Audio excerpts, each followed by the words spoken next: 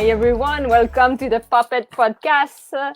Yay! Today we are at episode 26, and I have someone from Baltimore. His name is Danny Joe LaBrecque, and let me introduce him in the screen. Ta-da! Hello, everyone. Hey, Danny, I'm so happy to have you on the show. Thank you so much for inviting me. It's really nice in here. Look at all your artwork over there. Yeah, you do. You have a Amazing. lot of stuff around. That's good. Yes, we're both in our studios, I think. Yeah, we understand each other in this environment of creativity. Yes. Yeah, Yes. Danny, could you introduce, like I read a lot, if people go on your website, they could discover you, but could you introduce yourself to the crew of Puppet Podcasts? Yes, I'd be honored to. My name's Danny Joe LaBrecque, and like you said, I'm from Baltimore, originally New Hampshire, and I grew up with all of the live action kid show hosts that many of you did, folks like Mr. Rogers and Captain Kangaroo and LeVar Burton, and as I got older and I got into early childhood development, I've been studying early childhood development for about 20 years. I became interested in screens and how we use modern day screens with young children, and I found it kind of concerning that we don't really have a whole lot of real human beings anymore talking with young children about social emotional topics that relate to present day.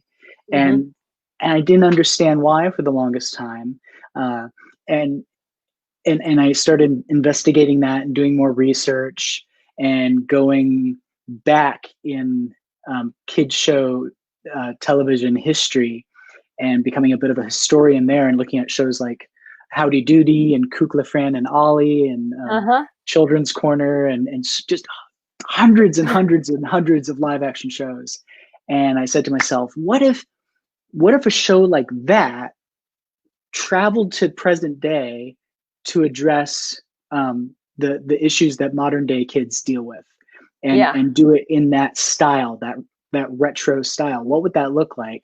And I really dove into that, and that's what I've been doing for quite a few years now. I work in the classroom with students as an early childhood development specialist using puppetry, and I also use the passive screen and interactive screen to carry that learning through many platforms. Yes, and that's what is amazing about to bring puppetry towards many platforms. It's awesome. It's a great purpose. It's awesome. Thank you. And well, you know what I love? It's been a hard time for everybody in our world, all of our fellow human beings. As we're taking care of each other, we're taking care of ourselves, but we're really thinking about the other and how how we can take care of them with our own actions. And we were talking about it before we started the broadcast. This feels like a renaissance to me. This feels like a time for science and arts coming together, and us just having this extra time at home, if we're privileged enough to be able to focus on the creative stuff, beyond basic survival stuff. If we're privileged enough to have that, we need to remember that is a privilege, that we have that extra time. It feels like, to me, what I imagined early 1950s, late 1940s, when television was first coming out, and folks were like, how are we going to use this thing? It feels like that to me today. Finally, I'm seeing so many real human beings on the screen connecting authentically, being very genuine through the screen, not just putting up a cartoon, not just trying to sell something, but truly looking through that screen and saying, I've got something to say, and you're not alone, and how are we going to connect? Like, that's finally happening, not just in children's programming and puppetry, but everything, every age group, every developmental stage. So it's a very exciting time, I think. Yes. So I will jump into my question with that, because we talk about puppet in the podcast because we have this in common. So the first question is, why the art of puppetry is an art that you cherish? Yeah, I've been thinking about that question because I know that's a question you always ask. Yeah. And there's two parts of it for me. Okay. The first part was from when I was a child, and there was a prolonged period in my childhood where I really needed some extra adult guidance. I had wonderful parents, but there were some heavy things happening in our lives, and they needed a little backup. So television, like a lot of kids from the late 70s and 80s, became a bit of a babysitter, a bit of a helper. And thankfully, they one of the shows that were offered, speaking of Captain Kangaroo and Reading Rainbow, Mr. Rogers' Neighborhood was my number one. I loved that show so much. And there was a character that many people are very, very familiar with, Daniel Tiger. And Betty Aberlin, I apologize for that beep. Betty Aberlin used to have these really genuine connections with Daniel, talking with Daniel Tiger. And when she spoke to Daniel, I heard Daniel, me. So when she had these heart-to-hearts, I felt like she was definitely talking to me and giving me that affirmation that I needed at that time. So that was the first deep, oh, this is powerful, not really understanding that type of communication, but that digs in deep into the mind and lasts. So as an adult, and when I got into early childhood development, and I started using very simple puppetry, like I don't really consider myself a puppeteer at your level and the level of many of the guests that you have on, all of the guests that you have on your show. I'm figuring it out. But I remember the first time I brought up a very simple puppet in the classroom, and the child that I was talking to stopped talking to me and started to talk to the puppet in a way that they would never talk to me.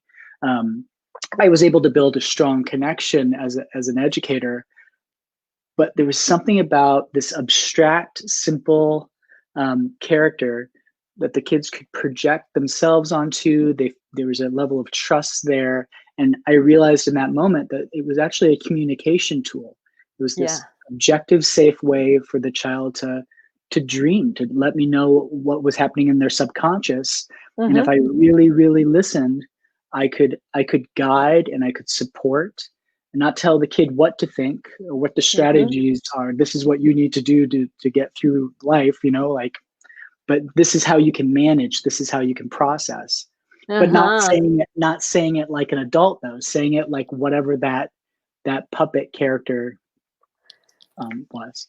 Yeah. So that's when I was like, oh, okay, well, puppetry, like play in general, like the language of play in general, is incredibly powerful, and it's a huge responsibility for puppeteers and educators and anyone else that uses that form of communication.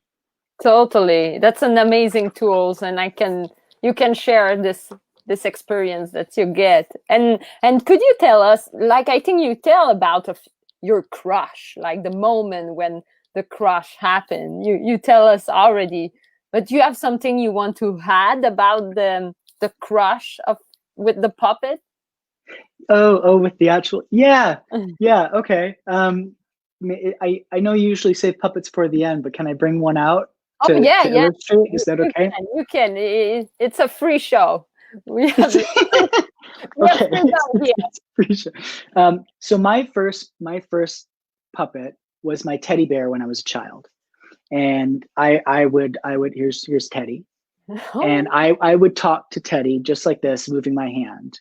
And as a baby, even this little fella has been with me since I was an infant.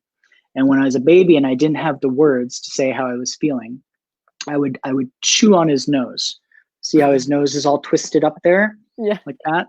That's because I was teething on it. And my parents saw me crying and chewing on this thing. And even though I didn't have the words to say how I was feeling, they could look at my play and realize what's going on inside. And they were able to help me that way. So even then, puppetry was a way for me to communicate beyond words. Because as an adult, as a 43-year-old man, especially nowadays, I often don't have the words. Like I often don't know what to say. But with art, with visual art and performance art, and with puppetry, later on I turned him into an actual puppet. A wonderful, simple way to make up a puppet for anyone watching who doesn't feel like a professional puppeteer. Just take one of your old stuffed animals, make a little slit, and slide your hand in, and you've instantly got a puppet. But when I go into classrooms, I just slowly pull out the puppets and say, how do you think Teddy's feeling today? Or how do you think Sock is feeling today? Or how do you think the paper bag is feeling? And then I'm just quiet and I wait and I listen and I wait.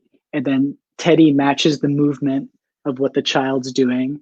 And if the child says, oh, Teddy's sad, then Teddy starts acting sad.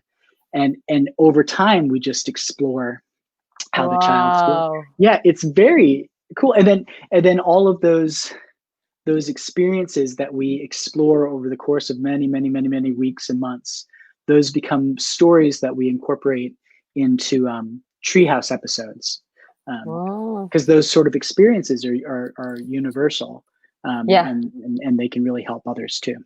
Yeah. So I'm not sure if that answers the crush. That's a wonderful answer. But this is, I have a crush for this bear. It's so pretty. Oh, he's the best. And like, for sure, the other question always addressed for puppeteer, but for you, in your opinion, what would be the best field of study to become a puppeteer, or to become like what you do as an educator with puppetry? What do you think about the training that you must get? Right. I've been learning that there are so many different ways to come to this style of art, this art form, the style of communication. For me, I know that behavioral science and communication was really key. Having a deep, and I'm always learning. Like I sing a song that goes, "Practice makes better."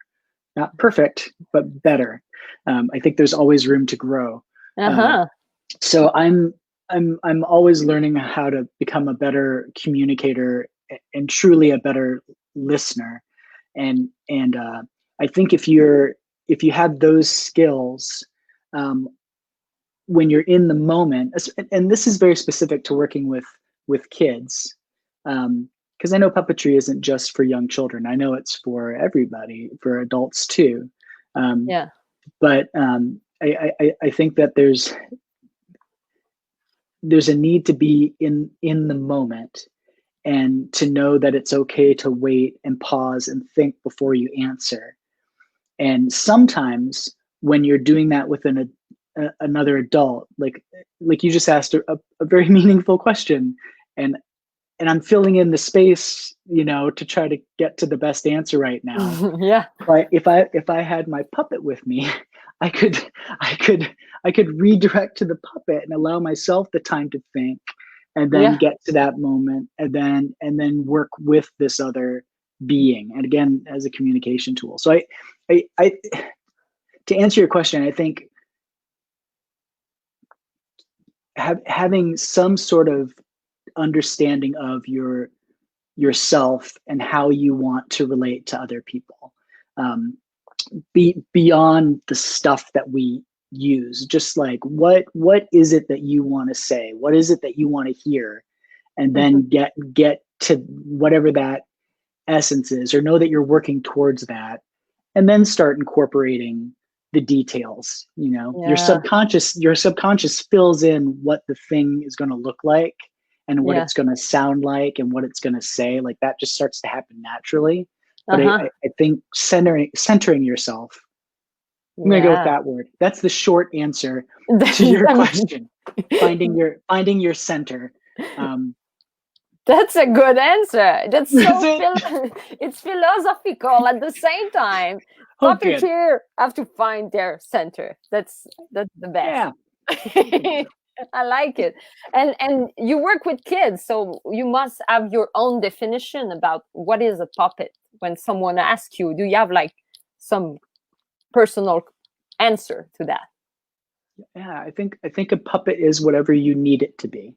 I think people, like, before I started making my own puppets, I would use whatever I had, lying around, old socks or pre-bought puppets. And I used to come in with an idea. This is what I'm going to teach. This is and plan everything out and come in with my routine. And that's great for many types of performances. But when it's a give and take sort of situation, like in a classroom or through an educational social emotional program through the screen, I think it's, again, really important to be able to listen, because young children and adults, we naturally project our own experiences onto the puppet. So, I can hold up I've had this guy in my lap for a bit. I can hold up this king puppet and just hold him there and say, how do you think this king's feeling? And before he starts speaking or saying anything, you're already projecting what you think this guy is going to be like, right? Uh-huh. This is an example of me not being a good puppeteer, by the way. See how it's just kind of dead in my hand. Some people bring them, they're alive immediately. But the first time I brought a king puppet up, I brought him up really slowly, and I said, how do you think this puppet's feeling? And there's a long pause, and a lot of kids were giggling. Some kids were very serious. And this one little girl goes, you're not the boss of me. Just like that. You're not the boss of me. Whoa, what's that about? So I was like, oh, well, this is going to be a bossy king. Let's speak to power, let's explore that a little bit. And slowly his voice started to come like this. Hello, you. You're welcome. Good for me. The powerful king. Very powerful. You got it. You may bow to your king. Yes. But and it's funny because that can be silly and funny. But as we start exploring this character, we found out that this king, this particular king, and this is based upon this child's experience, doesn't understand what true power is. True power is, coming from inside, from love, from feeling accepted. Uh-huh. And this king was like, oh, it's strength, big and strong and loud. So we end up helping this guy along the way. Yeah. Like, he doesn't just become the bad guy. We look at the behavior instead. Yes. And that all came out of just listening, and then slowly developing these stories over time. And they're reflective of reality too. There's a lot of authoritarian kings in our lives, in real life, that impact adults, but that also impacts children. And I'm not just talking about social political stuff. No, but at a local family level too. I'm the boss of you. I tell you what to do. True. And it's okay for kids to say, I'm the boss of me. I'm the boss of my own body and my own mind. And there are adults that help to take care of you. But if you don't like something, it's okay to say, I don't like that, or to show that you don't like that. Like, that's a really important lesson. That's wonderful. I like that. I like how you carry the message towards the puppet, and how you get also the children give you the message of the subject, what it's became in their eyes and their mind. That's amazing. Yeah. Well, and that's the thing. Like, the majority of it comes from the child. Yeah. And I can't help but let my own subconscious guide it a little bit too. Yeah. But it is, again, it's this communication thing. And what I found out recently, going on a few months ago now, we were starting to do more live performances in theaters in Baltimore. And I was very concerned about who would show, who wouldn't show. And a lot of the audience that came out, they were kids in their 20s, like college kids. And it turned out that these college kids at Johns Hopkins randomly came across my show online.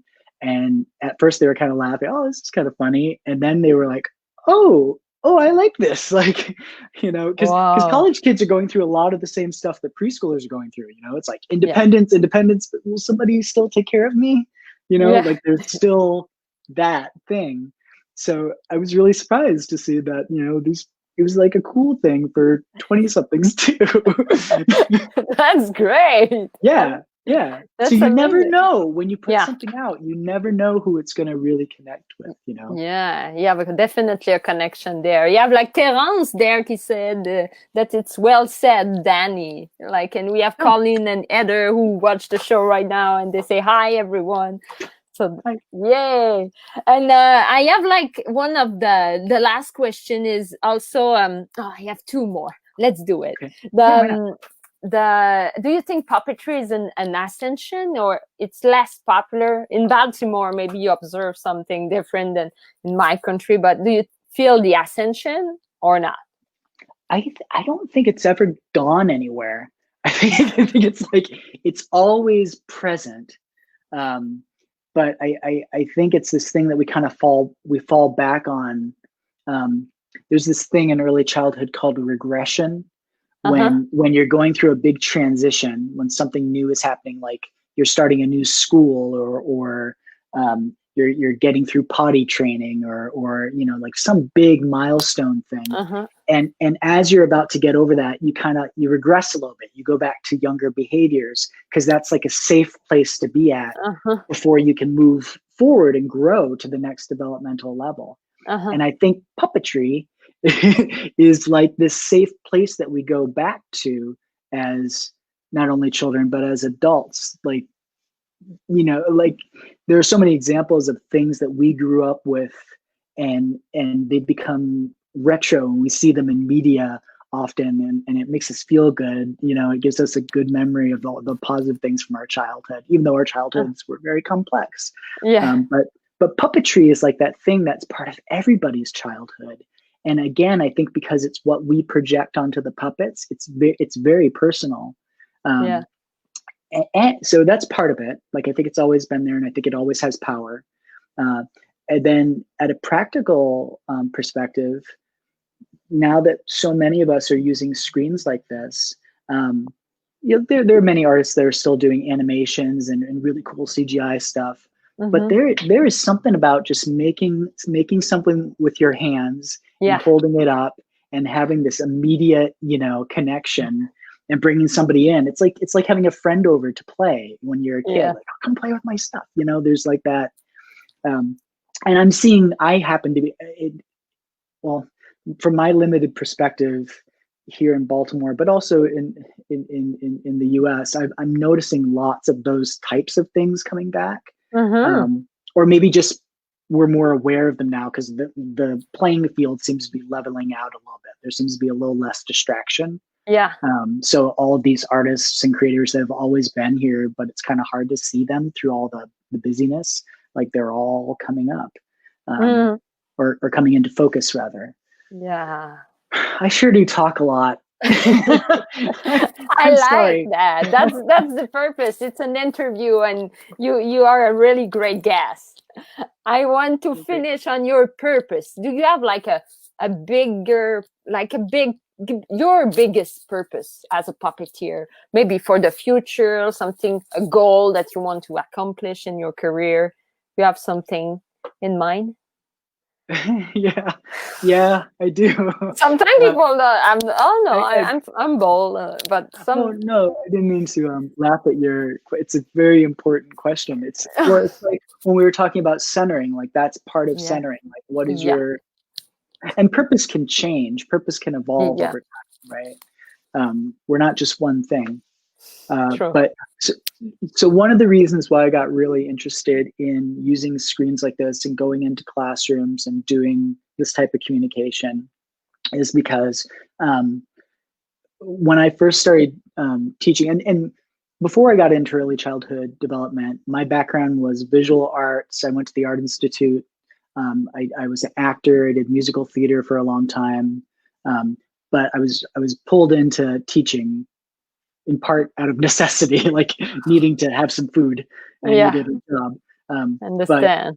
right, but when I went into it, that's when, you know, there's been violence in schools on and off for a long time, but in the U.S. there's been a real spike with gun violence, Yeah, and it's sustained, and it's become this weird normal that we, you know, like there are bursts of it that we see on national news, but there's consistent violence in larger cities like Baltimore and Chicago, where I was at before.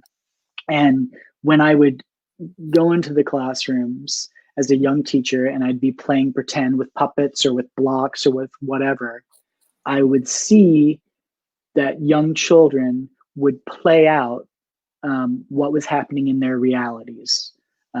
So if there was violence, if there was bang, bang, bang, they were picking up a wooden block became a gun, and the games that they were acting out were very specific. Like sometimes I think teachers and adults, parents, caregivers will see that type of play and will be like, no, we don't play that way.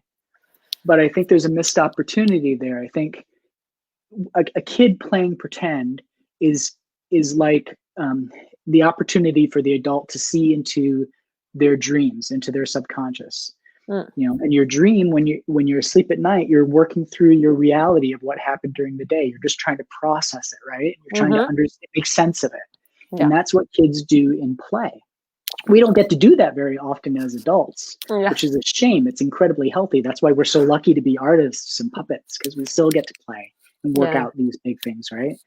But I saw so much violence, so much gun violence that was impacting younger children. And that's still the case today. And I really want to use this form to help them to process and work through, you know, things that we don't associate with childhood, that absolutely impacts young children. And the more you listen, the more you really listen to the kids around you, there's a lot going on in our world that's really scary.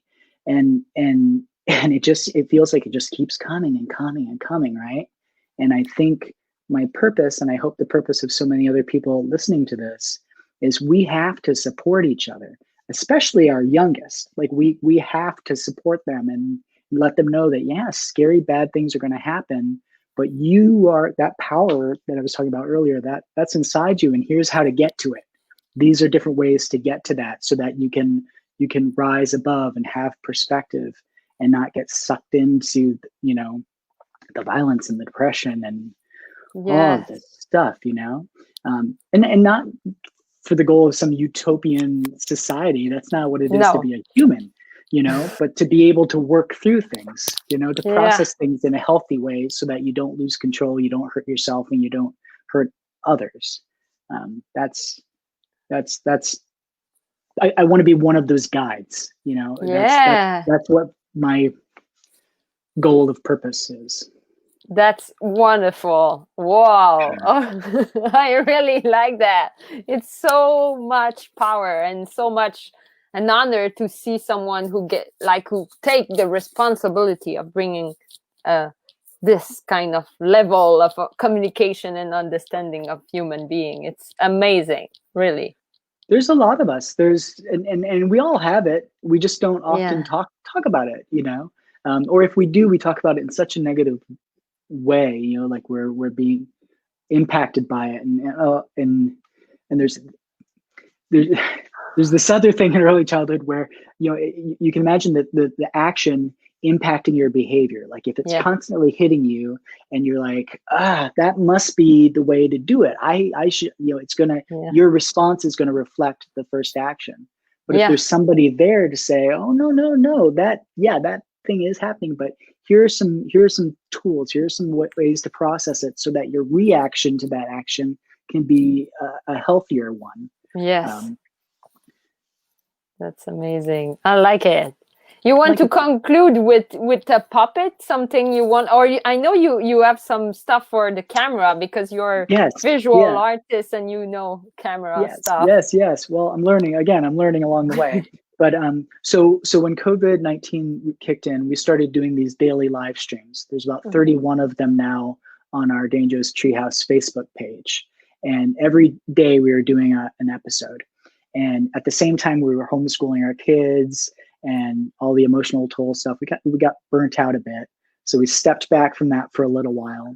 And I've been coming up with some new materials, some new puppets, and thinking about ways to incorporate other characters into the Treehouse show. So as the host, I don't play a part. I'm just being Danny Joe. And then I have the puppets that I talk with. but I like doing silly characters, and I like talking about past, present, and future. So I've been making different costumes out of stuff around the house. So there's this is Johnny Wetso, the Intergalactic Time Space Alliance, and using a just a little peanut case here, we can make this really cool filter so that now we're in a spaceship. Help, cadets! Cadets, where are you? So I've been playing with stuff like that. And that's amazing. I like it. I want to see that show.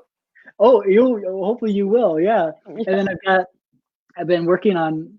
Well, this is a lot of stuff to put on, but I'm doing a caveman thing, where he's like he's a caveman with a cave chicken. We have to also say cool. I think you have like new fan right there. Oh, good. Yeah, come on over.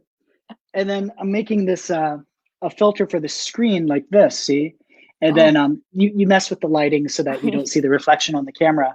But it's a caveman artist, and the caveman wants to get the chicken to fly in the sky, but it's not working. So he brainstorms with the kids, and the kids help him draw different devices to help the chicken fly in the sky. But yeah, so there's like, so like you make the puppets, but also know that this screen is a puppet too, and you can manipulate what your borders of the screen look like. Like, be creative with the stuff in your hands, but know that you've also got this whole thing that you can play with, and it doesn't have to be fancy computer generated stuff. It can just be the type of play that you've been doing for years, ever since you were a kid. You still know how to do it. Just, work with what you've got, Work with what you got. That's so great. I like it. Danny, thank you so much. Oh, I think you will have some follower on your show. So if people want to join you, they just type down Danny Joe's Treehouse and they find. You'll find us on Facebook and on Instagram. We've got a website, YouTube, and like I say, everybody's welcome at the Treehouse. So so people put some arts on the screen, don't comment. Thank you very much, everyone, to follow the Puppet Podcast. You can subscribe, share, and do what you know to do to get the stuff going. Spread the word. Spread the word, and we will have other magnificent puppeteer at the show. I can't wait. This is my favorite show. Danny, that was a pleasure. I think I have a friend right there, and we will be in touch in the future, because we have to share those kind of experience with the screen that we experience every week. So that's amazing. We're still making new friends. We're all stuck in our house, but we can make brand new friends. Yes. So let's keep in touch.